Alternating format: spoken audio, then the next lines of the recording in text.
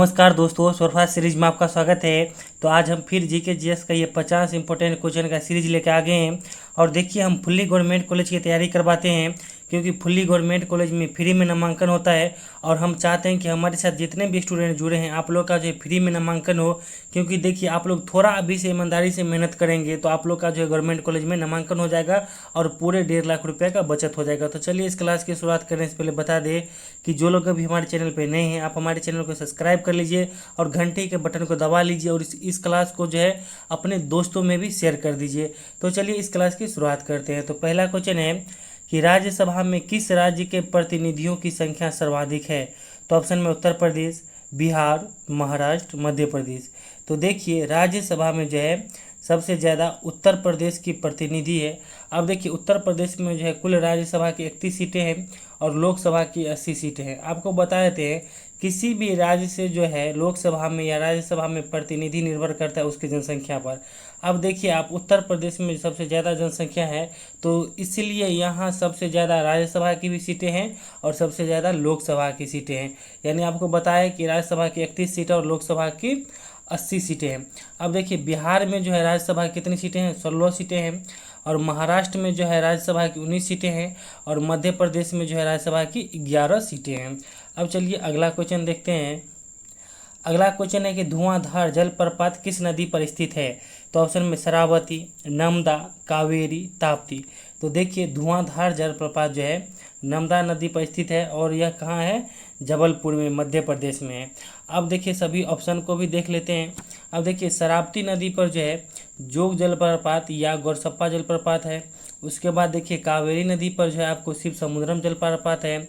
और ताप्ती नदी पर देखिए एक इम्पोर्टेंट बांध है, उकाई बांध जो है ताप्ती नदी पर स्थित है। अब चलिए, अगला क्वेश्चन देखते हैं। अगला क्वेश्चन है कि सिलिकॉन क्या है? तो ऑप्शन में चालक, विद्युत रोधक, अर्धचालक, कुचालक। तो देखिए, सिलिकॉन जो है अर्धचालक है।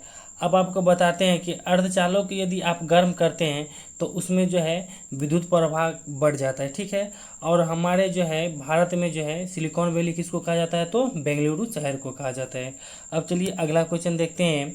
अगला क्वेश्चन है कि प्रसिद्ध चेतक घोड़ा किससे संबंधित है? तो ऑप्शन में शिवाजी, लक्ष्मीबाई, अकबर, राणा प्रताप। तो देखिए, प्रसिद्ध चेतक घोड़ा किसका था? तो राणा प्रताप का था। अब सभी ऑप्शन को देख लेते हैं। देखिए, शिवाजी का जन्म कहाँ हुआ था? तो शिवाजी का जन्म जो है कुसूर में हुआ था। और शिवाजी के जो है राजनीतिक गुरु एवं संरक्षण कौन थे? तो दादाजी कोंडदेव थे।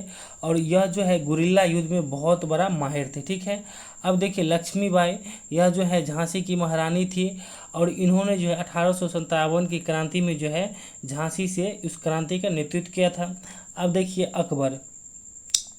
अकबर जो है गुजरात विजय के उपलक्ष्य में जो है आगरा में आपको बुलंद दरवाज़ा बनाया था। उसके बाद देखिए, अकबर का मकबरा पूछेगा आपको, तो अकबर का मकबरा सिकंदरा यूपी में है। और अकबर जो है हिंदू धर्म के लिए बहुत अच्छे शासक माने जाते थे, क्योंकि यह हिंदू धर्म के लिए बहुत अच्छे अच्छे काम भी किए थे। अब चलिए, अगला क्वेश्चन देखते हैं। अगला क्वेश्चन है कि निम्नलिखित में कौन सबसे प्राचीन वाद्य यंत्र है? तो ऑप्शन में सितार, तबला, सरोद, वीणा। तो देखिए, सबसे प्राचीन वाद्य यंत्र जो है वीणा है। और देखिए, वीणा से जो संबंधित कलाकार हैं वो है आपको एस बालचंद्रन जी। अब देखिए, सभी ऑप्शन को भी देख लेते हैं। पंडित रविशंकर महाराज जो है सितार से संबंधित हैं, वो सितार वादक थे। उसके बाद देखिए, जाकिर हुसैन जो है तबला बजाने में पूरा कलाकार माहिर थे। उसके बाद देखिए, आपको अजमत अली खान सरोद से संबंधित थे। अब चलिए, अगला क्वेश्चन देखते हैं। अगला क्वेश्चन है कि मुगल काल की राजकीय भाषा क्या थी? तो ऑप्शन में उर्दू, फारसी, तुर्की, अरबी। तो देखिए, मुगल काल की जो है राजकीय भाषा क्या थी? तो फारसी थी। आपको बताते हैं कि मुगल वंश के संस्थापक कौन थे? तो बाबर थे।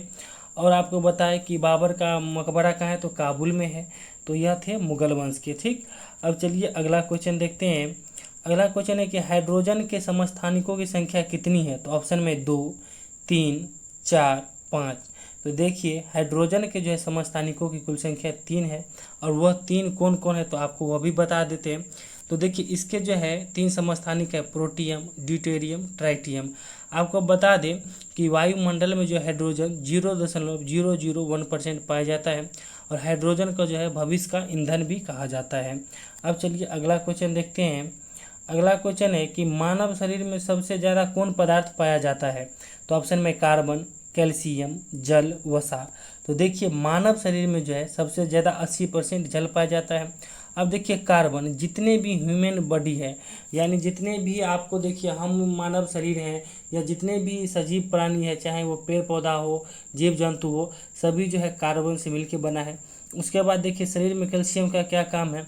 तो शरीर में जो है कैल्शियम का काम है हड्डी को मजबूत बनाए रखना, और उसके बाद जो है ब्लड को जमाने में भी जो है कैल्शियम सहायक होता है, और यह जो है बिहार दरोगा में क्वेश्चन पूछा गया भी है। उसके बाद देखिए वसा जो है सबसे ज़्यादा कैलोरी देता है, 1 ग्राम वसा में जो है 9 कैलोरी रहता है, ठीक ना। अब चलिए अगला क्वेश्चन देखते हैं। अगला क्वेश्चन है कि सबसे प्राचीन वेद कौन सा है? तो ऑप्शन में ऋग्वेद, यजुर्वेद, सामवेद, अथर्ववेद। तो देखिए सबसे प्राचीन वेद जो है ऋग्वेद है। आपको बताते हैं कि ऋग्वेद में जो है कर्म कांड की चर्चा है, या गायत्री मंत्र जो है ऋग्वेद से लिया गया है। उसके बाद देखिए संगीत की चर्चा जो है सामवेद में है। उसके बाद जादू टोना हो गया, वशीकरण की चर्चा किसमें है? अथर्ववेद में है। अब चलिए अगला क्वेश्चन देखते हैं। अगला क्वेश्चन है कि सिस्मोग्राफ से क्या मापा जाता है? तो ऑप्शन में है वायु की आर्द्रता, वायु दाब, भूकंप की तीव्रता, दूध का घनत्व। तो देखिए सिस्मोग्राफ से जो है क्या मापा जाता है? भूकंप की तीव्रता मापा जाता है। अब देखिए वायु की आर्द्रता जो है हाइग्रोमीटर से मापा जाता है। उसके बाद देखिए वायु दाब किससे मापा जाता है? तो वायु दाब देखिए वायु दाब 2 प्रकार का होता है। एक होता है मोनोमीटर से मापा जाता है, जो आप देखिएगा जब किसी गाड़ी में हवा रहता है तो उसको चेक करने के लिए जो है मोनोमीटर से मापा जाता है। और उसके बाद जैसे ये वायु दाब मापने के लिए क्या बैरोमीटर का प्रयोग किया जाता है। उसके बाद देखिए दूध का घनत्व मापने के लिए जो है लैक्टोमीटर का प्रयोग किया जाता है। अब चलिए अगला क्वेश्चन देखते हैं। अगला क्वेश्चन है कि वेम्बनाड झील किस राज्य में है? तो ऑप्शन में केरल, राजस्थान, आंध्र प्रदेश, मणिपुर। तो देखिए वेम्बनाड झील जो है कहाँ स्थित है? तो केरल में स्थित है। अब सभी ऑप्शन को भी देख लेते हैं। सांभर झील जो है राजस्थान में स्थित है। कोलेरू झील आपको आंध्र प्रदेश में स्थित है। उसके बाद जो है आपको लोकटक झील कहाँ है? मणिपुर में स्थित है। अब चलिए अगला प्रश्न देखते हैं।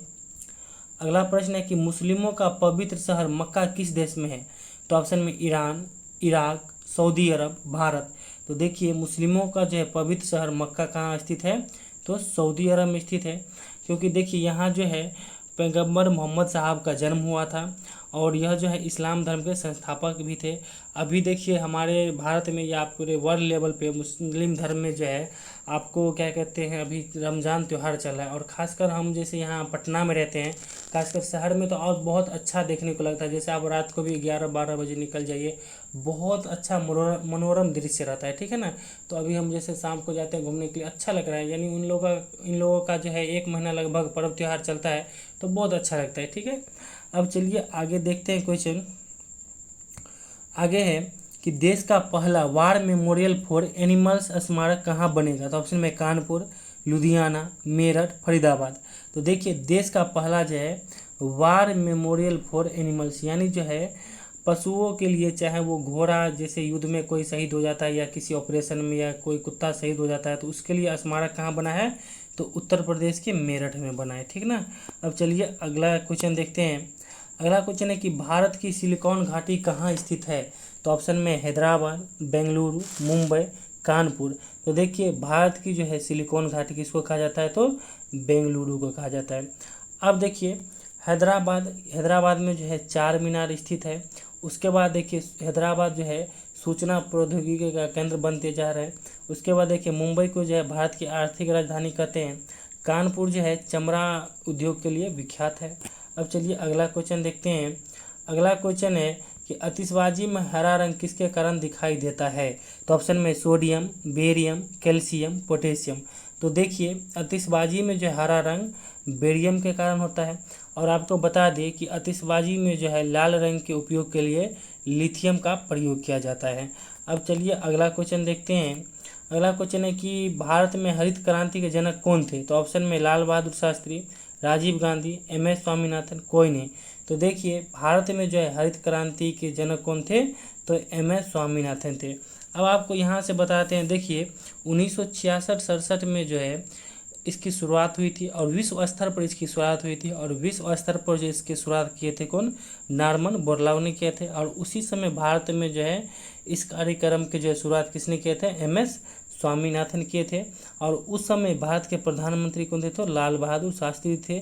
और इस क्रांति से जो है आपको गेहूं और चावल पे ज़्यादा प्रभाव देखने को मिला, ज़्यादा उत्पादन जो है इससे बढ़ गया। अब चलिए अगला क्वेश्चन देखते हैं। अगला क्वेश्चन है कि संसार में सबसे बड़ा महाद्वीप है, तो ऑप्शन में अंटार्कटिका, ऑस्ट्रेलिया, एशिया, अफ्रीका। तो देखिए संसार में जो है सबसे बड़ा महाद्वीप कौन है, तो हमारा एशिया है, ठीक है। अब देखिए अंटार्कटिका महाद्वीप को जो है श्वेत महाद्वीप भी कहा जाता है, क्योंकि देखिए यहाँ जो है सभी दिन बर्फ ढका रहता है। अब देखिए ऑस्ट्रेलिया जो है सबसे छोटा महाद्वीप है और इसे प्यासी भूमि का महाद्वीप भी कहा जाता है। अब देखिए अफ्रीका को जो है अंध महाद्वीप कहा जाता है, क्योंकि यहाँ विकास बहुत धीरे धीरे होता है। अगर किसी जो है महाद्वीप में सबसे ज़्यादा गरीबी होगा तो अफ्रीका महाद्वीप में ही गरीबी है। अब चलिए अगला क्वेश्चन देखते हैं। अगला क्वेश्चन है कि नकदी फसल में सम्मिलित नहीं है, तो ऑप्शन में गेहूँ, लौकी, गन्ना, कपास। तो देखिए नकदी फसल में जो है आपको कौन सम्मिलित नहीं है, तो गेहूँ नहीं है।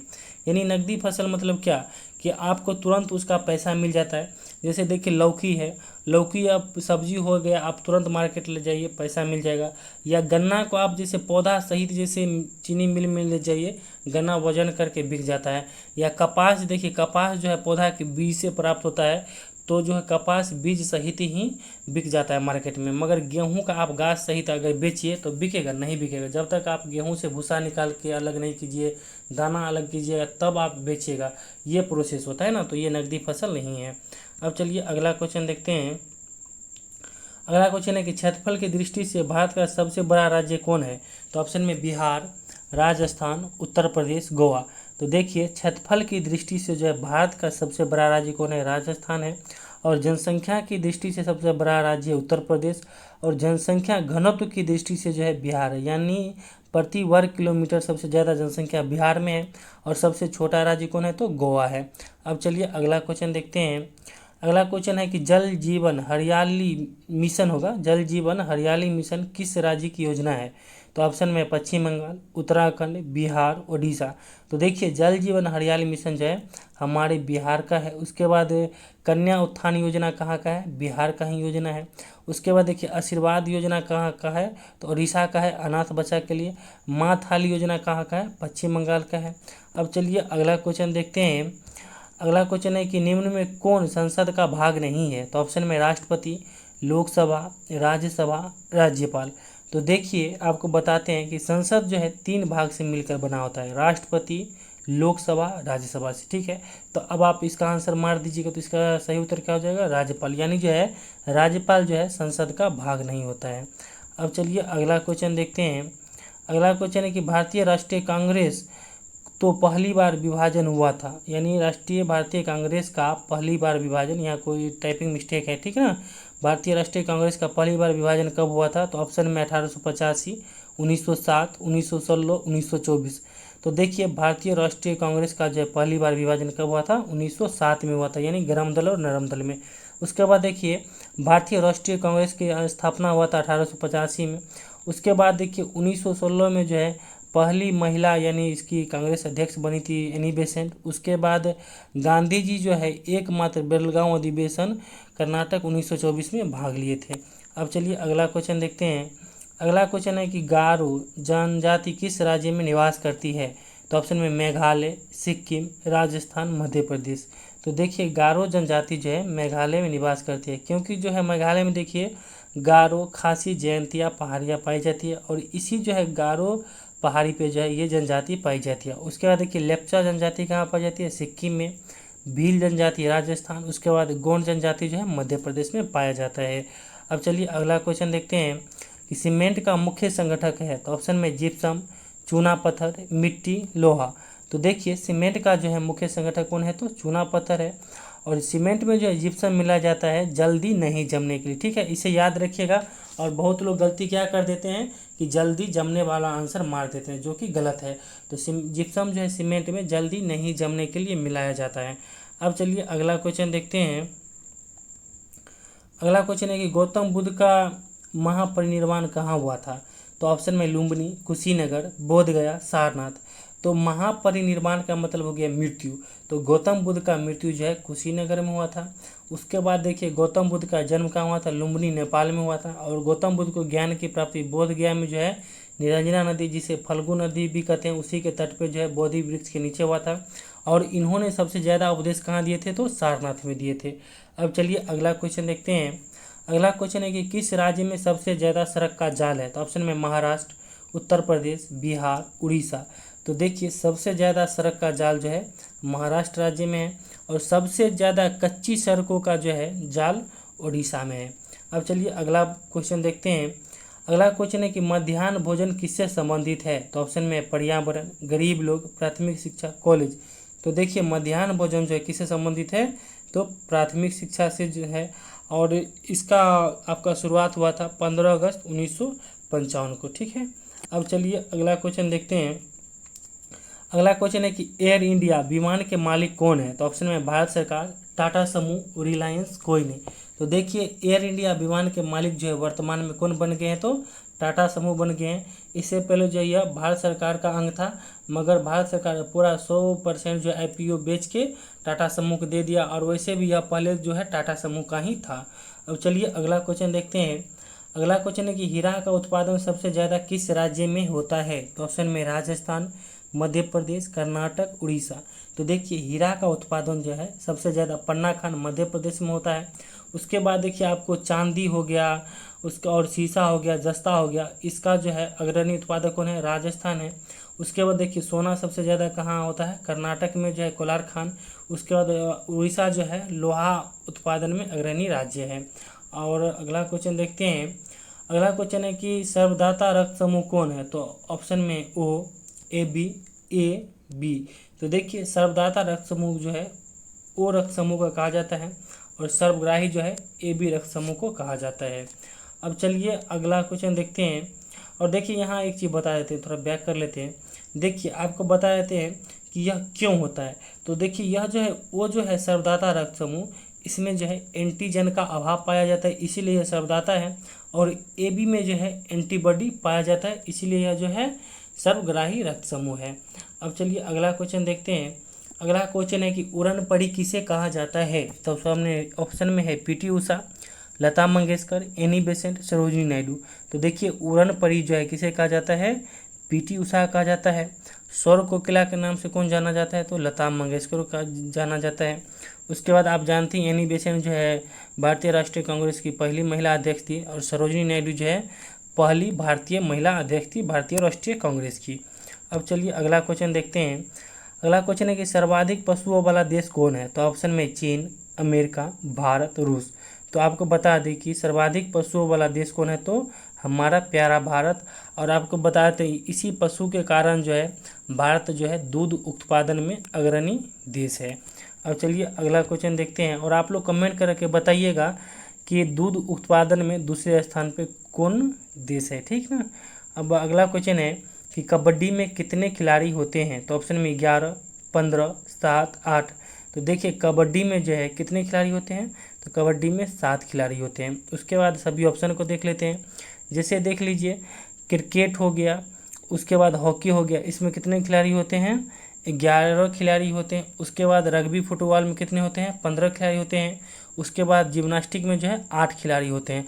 और देखिए आप लोग को यह क्लास अच्छा लगे हो तो प्लीज़ वीडियो को लाइक कीजिए, हमें सपोर्ट कीजिए, हमें मोटिवेट कीजिए, क्योंकि आपके एक लाइक से हमें मोटिवेट मिलता है। देखिए और आप लोग जो अभी व्यू पे मत जाइए कि सर अब बहुत कम व्यू जाता है, क्योंकि देखिए क्या होता है ना कि जब ऑनलाइन पढ़ने की बारी आती है यूट्यूब पे, तो जब फॉर्म आता है, फॉर्म बच्चा भर लेते हैं, तब जो है पढ़ाई चालू करते हैं। तो अभी जो सिंसियर बच्चा है 100, 200, 500 जो है वही बच्चा सब पढ़ते हैं। तो आप लोग अभी वीडियो के व्यू पे मत जाइए कि सर कितना व्यू कम जाता है ये वो। देखिए आप लोग कंटेंट पे ध्यान दीजिए कि आपकी मन लायक जो है आपको कंटेंट मिल रहा है, बस उतने पे मतलब रखिए, और अपना ईमानदारी से पूरा फोकस कीजिए अपने मेहनत पे, ठीक है।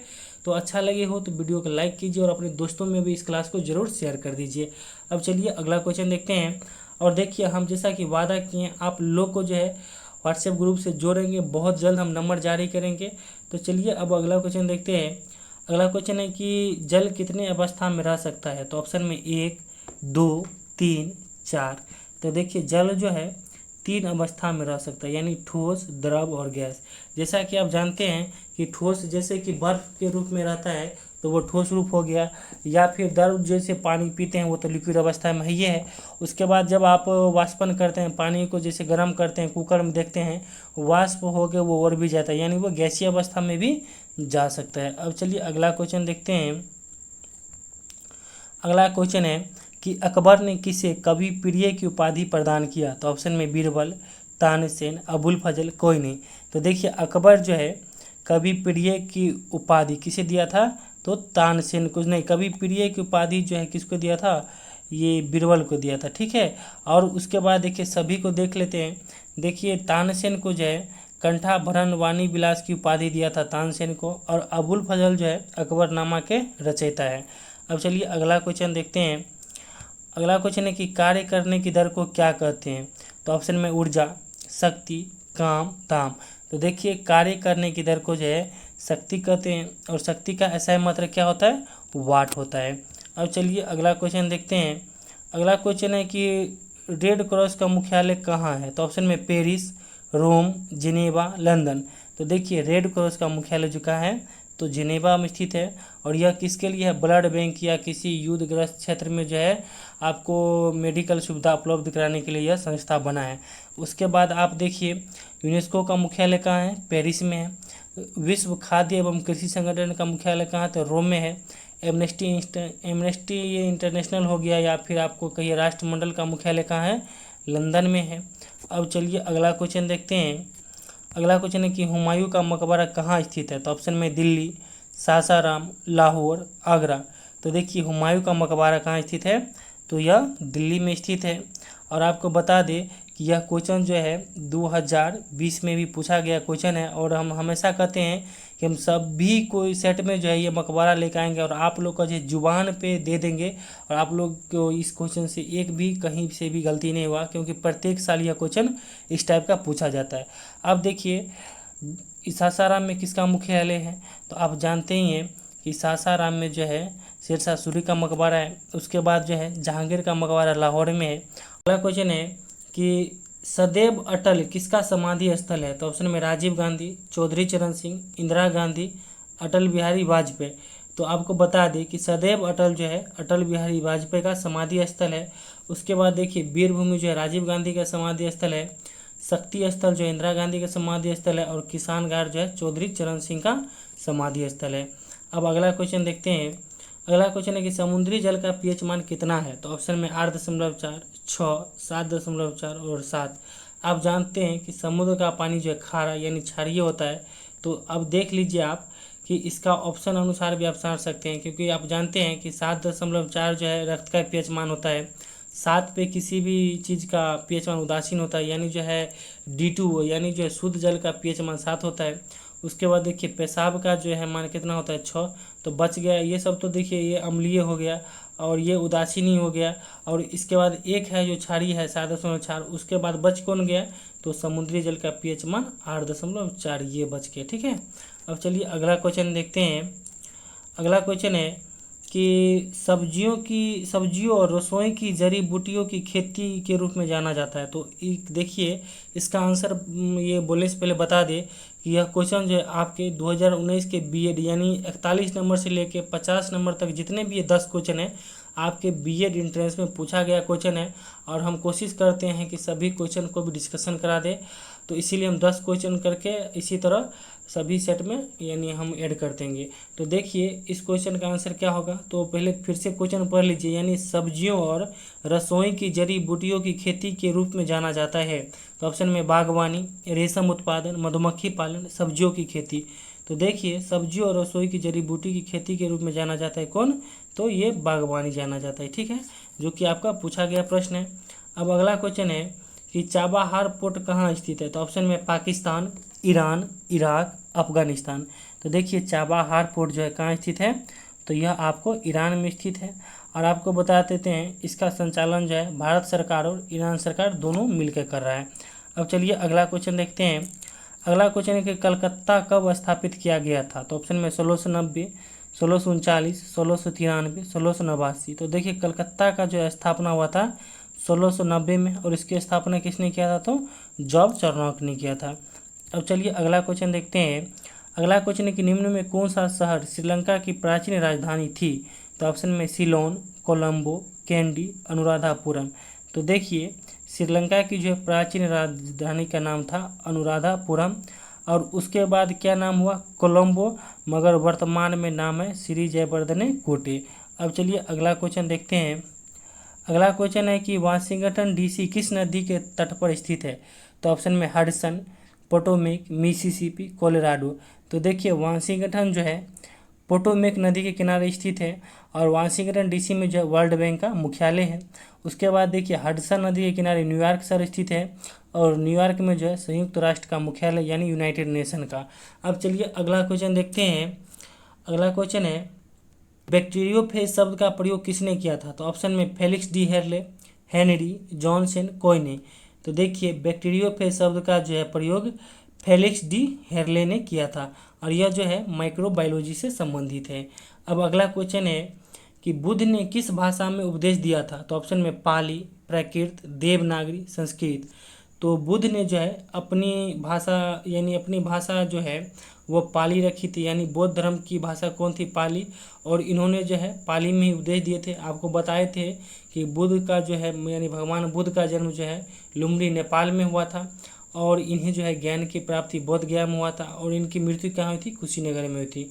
देखिए अभी रात के लगभग 2 बज रहे हैं, फिर भी हम आप लोग के लिए कोशिश कर रहे हैं कि रिकॉर्डिंग करें। खुद से टाइपिंग करना है, रिकॉर्डिंग करना, नींद आ रहा है, बोलने का मन नहीं कर रहा है, फिर भी हम आप लोग के लिए इतना मेहनत करते हैं। तो आप लोग तो ज़रूर मेहनत कीजिए और मेरे सपने को पूरा कीजिए, आप अपने माता पिता के सपने को पूरा कीजिए, और पूरा 1.5 लाख रुपया का बचत कीजिए। आप अगर चाहेंगे तो मेहनत करके आप 1.5 लाख रुपया का बचत कर सकते हैं। तो देखिए हमसे जितना संभव हो पाएगा हम पूरा कंटेंट देंगे, और हम जितना आपको पढ़ाते हैं उतना ही ईमानदारी से आप पढ़िए, आप लोग का गवर्नमेंट कॉलेज मिल जाएगा, ठीक है ना। अब चलिए अगला क्वेश्चन देखते हैं। अगला क्वेश्चन है कि निम्न में कौन विटामिन पानी में घुलनशील है? तो ऑप्शन में vitamin A D, vitamin E के, विटामिन बी सी, और कोई नहीं। तो देखिए जो जल में घुलनशील यानी पानी में घुलनशील विटामिन कौन होते हैं? तो विटामिन बी और सी होते हैं, और वसा में होते हैं ए डी ई के, यानी एडेक जो विटामिन है तो वह जो है वसा में घुलनशील होते हैं। अब चलिए अगला क्वेश्चन देखते हैं। अगला क्वेश्चन है कि किस ग्रह को मॉर्निंग स्टार के नाम से जाना जाता है? तो ऑप्शन में बुध, शुक्र, मंगल, बृहस्पति। तो देखिए आपको शुक्र ग्रह को जो है मॉर्निंग स्टार के नाम से जाना जाता है, या शाम का तारा या सुबह का तारा जो है शुक्र ग्रह को ही जाना जाता है, या वीनस की देवी भी। जापान के लोग इस जो है शुक्र ग्रह की पूजा भी करते हैं। और बुध ग्रह जो है सबसे छोटा ग्रह है, मंगल ग्रह जो है लाल ग्रह है, और बृहस्पति ग्रह सबसे बड़ा ग्रह है। अब चलिए अगला क्वेश्चन देखते हैं। अगला क्वेश्चन है कि हैदराबाद में 4 मीनार का निर्माण किसने कराया था? तो देखिए यह क्वेश्चन भी आपके पूछा गया था, यानी 41 से लेकर 50 नंबर तक सभी 10 क्वेश्चन आपके बिहार बोर्ड 2019 में पूछा गया क्वेश्चन है। और इस क्वेश्चन का आंसर आप लोग कमेंट में बताइएगा। देखिए खुद से हो पाए तब भी ठीक है, नहीं तो आप कहीं से भी खोज के गूगल का मदद लीजिए। देखिए वह भी स्टडी के लिए अच्छा तरीका है, तो आप वहाँ से भी मदद लेके कमेंट में आंसर दीजिए। तो चलिए thank you all the best. और